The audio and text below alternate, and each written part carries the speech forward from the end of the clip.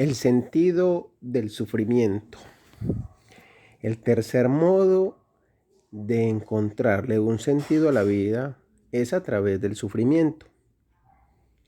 Cuando hay que enfrentarse a una situación inevitable, inapelable e irrevocable, una enfermedad incurable, un cáncer terminal, la vida ofrece la oportunidad de realizar el valor supremo de cumplir el sentido más profundo, aceptar el sufrimiento. El valor no reside en el sufrimiento, no reside en el sufrimiento en sí, sino en la actitud frente a él, en la capacidad de soportarlo. Lo ilustraré con un ejemplo. Un doctor en medicina general me consultó sobre la fuerte depresión que padecía. No podría sobreponerse a la pérdida de su mujer, con quien había compartido un matrimonio excepcionalmente feliz. Su mujer había muerto hacía 2 años. ¿Cómo podía ayudarle? Me abstuve de decirle nada y le pregunté: ¿qué habría sucedido, doctor, si hubiera muerto usted y su mujer hubiese sobrevivido? Habría sido terrible para ella, sufriría muchísimo, contestó. Entonces repliqué: ¿no se da cuenta de que usted le ha ahorrado a ella este sufrimiento? Para conseguirlo, ha tenido que sobrevivirla y llorar su muerte. No dijo nada, me tomó la mano y luego abandonó en silencio la consulta. El sufrimiento, en cierto modo, deja de ser el sufrimiento cuando encuentra un sentido, como ocurre en el sacrificio. Claro está que, en este caso, no se llevó a cambio ninguna terapia en sentido estricto, pues la desesperación de ese hombre no era patológica y nadie podía devolver la vida de su mujer. Pero logré modificar su actitud hacia su inevitable destino y a partir de entonces encontró un sentido a su sufrimiento. Uno de los postulados de la logoterapia mantiene que la preocupación primordial del hombre no es gozar del placer o evitar el dolor, sino encontrar un sentido a la vida.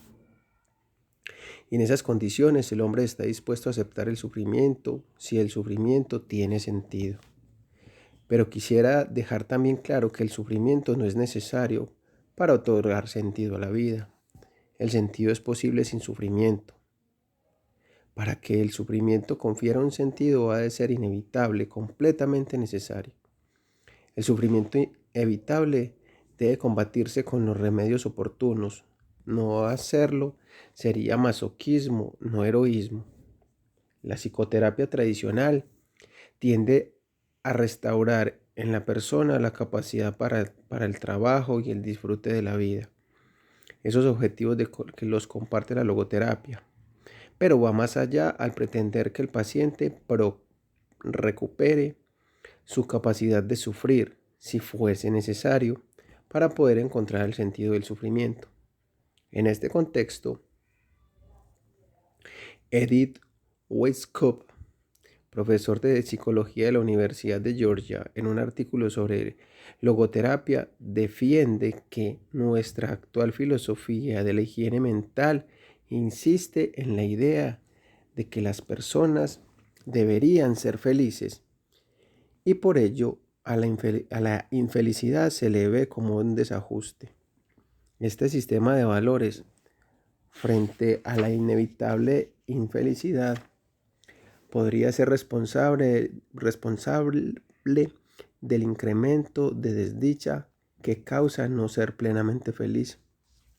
En un artículo posterior expresaba la esperanza de que la logoterapia logre contribuir a contrarrestar algunas tendencias indeseables en la cultura estadounidense actual, en la que el paciente incurable se le dan pocas oportunidades para sentirse orgulloso de su sufrimiento y considerar que lo ennoblece en vez de degradarlo, de modo que no solo es infeliz, sino que además se avergüenza de serlo. A veces la existencia no nos permite desempeñar el trabajo deseado y disfrutar de la vida, pero nunca nos puede arrebatar el sufrimiento inevitable. Al aceptarlo con entereza, la vida mantiene su sentido hasta el último instante y lo conserva hasta el final en su sentido más literal. Dicho de otra forma, el sentido de la vida es incondicional, pues incluye también el sentido del sufrimiento ineludible. Traigo ahora a la memoria mi experiencia del campo de concentración. Las posibilidades de sobrevivir en uno de esos campos no supera la proporción de un 28, como han demostrado las estadísticas. No parecía posible, ni siquiera probable, rescatar el manuscrito de mi primer libro escondido bajo mi chaqueta al llegar a Auschwitz. Debía aceptar el destino de sobreponerme a la pérdida de mi hijo espiritual. Me embargó la terrible certeza de que nadie ni nada me sobreviviría, ni un hijo físico, ni un hijo espiritual, nada que fuera mío. En esas condiciones me cuestionaba que la vida tuviera sentido. Pronto hallé una respuesta a esa desesperada pregunta, con la que mantenía una lucha encarnizada. Sucedió al cambiar mi ropa por los harapos de un prisionero enviado a la cámara de gas, nada más al llegar a Auschwitz. Las páginas de mi manuscrito no podían estar en su andrajosa chaqueta, pero en un bolsillo había una página arrancada de un libro de oraciones en hebreo que contenía la más sublime oración judía, el Shema Israel. ¿Cómo interpretar esa coincidencia? Sino como una propuesta para, en lugar de llevarlos al papel, vivir mis pensamientos. Más adelante, según recuerdo, creí que pronto moriría. En esa crítica situación, mis preocupaciones eran distintas a las de mis compañeros. Ellos se preguntaban, ¿sobreviviremos? Si no, este sufrimiento no tiene sentido. Yo me hacía otra pregunta. ¿El sufrimiento y la muerte de tanta gente próxima tiene algún sentido? Tenía que tenerlo, pues en caso contrario sobrevivir carecía de sentido. La vida que depende del azar no merece ser vivida. ¡Wow! La vida que depende del azar no merece ser vivida. Problemas metaclínicos. Con frecuencia creciente, el psiquiatra se ve interpelado con nuevos interrogantes. ¿Qué es la vida? ¿Qué es el sufrimiento? Actualmente los pacientes acuden al psiquiatra con problemas humanos más que con síntomas neuróticos. Personas que hoy visitan al psiquiatra en otra época habrían acudido al sacerdote, al pastor o al rabino, y aún hoy deberían acudir a ellos. En nuestra cultura la gente se resiste a ponerse en manos de un eclesiástico y el médico ha de atender cuestiones humanas y filosóficas más que conflictos emocionales y síntomas patológicos. Un logodrama. Me gustaría citar el siguiente caso. La madre de un muchacho muerto a los 11 años ingresó en mi clínica tras un intento de suicidio. Mi ayudante, el doctor Kokourek, la invitó a participar en una sesión de psicoterapia de grupo. Yo entré por casualidad en la sala destinada a los psicodramas. En ese momento la mujer contaba su historia. Tras la muerte de su hijo se quedó sola con otro hijo disminuido a causa de una parálisis infantil. Necesitaba una silla de ruedas. La madre se rebelaba contra el destino. Intentó suicidarse con su hijo y éste se lo impidió. Él quería vivir. Para él la vida seguía teniendo sentido. ¿Por qué no lo tenía para su madre?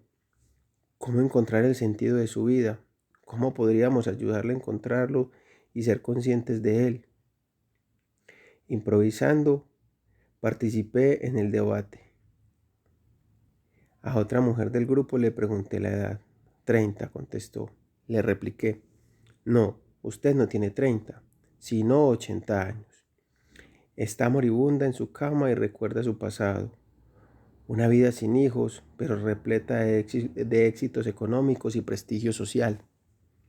Y la invité a que imaginara cómo se sentiría en esa hipotética situación. ¿Qué pensaría usted? ¿Qué se diría a sí misma? Reproduzco textualmente la grabación magnetofónica de la sesión. Oh, me casé con un millonario y llevé una vida cómoda, llena de lujo, y la viví plenamente. Coqueteé con los hombres y me burlé de ellos, pero ahora tengo 80 años y ningún hijo. Al volver la vista atrás, ya vieja, no comprendo el sentido de todo aquello. Siento que mi vida ha sido un fracaso, un tremendo fracaso. Invité entonces a la madre del muchacho paralítico a que se imaginara esa misma vida siendo ella misma, viviendo su vida ya pasada en una situación semejante a la mujer anterior. Esto es lo que dijo, igualmente grabado. Yo quería tener hijos y mi deseo se cumplió. Un hijo murió y el otro minusválido habría ingresado en una institución benéfica, si yo no me hubiera ocupado de él. Aunque esté tullido e inválido, es mi hijo y me he esforzado en que tenga la mejor vida posible. He hecho de mi hijo un ser humano mejor. En ese punto rompió a llorar y continuó entre sollozos. En cuanto a mí, puedo recordar en paz mi pasado. He intentado con todas mis fuerzas cuidar de mi hijo. He actuado lo mejor que he sabido. Lo hice por el bien de mi hijo. Mi vida no ha sido un fracaso. Al contemplar su vida desde la proximidad de la muerte, percibió el sentido que le animaba, la misión que debía realizar, y en ese sentido se incluía el sufrimiento. Por igual motivo, hizo patente que quizá una vida tan corta como la de su hijo muerto podría ser más plena en alegría y amor, con mayor sentido que una vida mucho más larga. Al cabo de un rato, hice otra pregunta a todo el grupo. Les pregunté si un chimpancé con el que se había experimentado el suero de la poliomielitis, un animal al que inyectaban continuamente, podría percibir el sentido de su sufrimiento. Unánimemente contestaron que no. El chimpancé no pudo entrar en el mundo del hombre y el mundo del hombre es el único lugar donde se comprende el sufrimiento. Después formulé las siguientes cuestiones. ¿Y qué hay del hombre? ¿Tiene la seguridad de que lo humano constituye el término de la evolución?